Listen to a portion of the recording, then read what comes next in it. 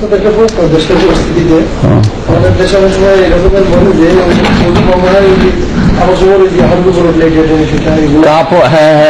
হাঁটুর উপরে কাপড় উঠলে উযু নষ্ট হয়, এটা ফতোয়া হচ্ছে মূর্খদের ফতোয়া।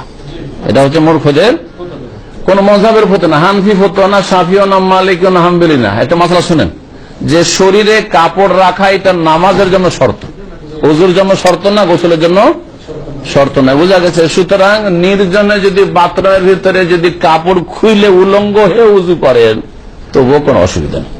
যেমন উলঙ্গ হয়ে গোসল করলে জায়েজ, যদিও ভালো যে কাপড় রাখেন শরীরে, কিন্তু কেউ যদি উলঙ্গ উযু করে গোসল করে জায়েজ, তেমনি উলঙ্গ কেউ যদি উযু করে তাতেও কোনো অসুবিধা না। হাঁটু খোলা তো দূরের কথা। এই মূর্খ সমাজের লোকেরা সৌদি আরব আসে, আসার পরে দেখে এখানকার বুড়ো গুলোকে যে উযু করার সময় একটু হাঁটুর উপর কাপড় হয়, জুব্বা উঠিয়ে নিচ্ছে না, হাঁটুর উপর কাপড় উঠিয়ে উযু করে, এদের নামাজ হয় ফরজ তরক করছে। রান ঢাকা ওই রকমের ফরজ নয় যেমন লজ্জায় স্থান ঢাকা, বোঝা গেছে? রান ঢাকা অবশ্যই ভালো, ইচ্ছা করে খুলবে না, কিন্তু প্রয়োজনে রান খোলা যেতে পারে না। সব গুনাহগার আমাদের দেশে ফরজ তরক করছে নাকি চাষিরা, নেংটি মেরে যে মাঠে ঘাটে কাজ করছে, নেংটি মারা বুঝেন না, নেংটি সেটে বলেন না নেংটি মেরে বলেন? হ্যাঁ, কাঁচা বলেন আপনারা, আমরা নেংটি সাটা বলি।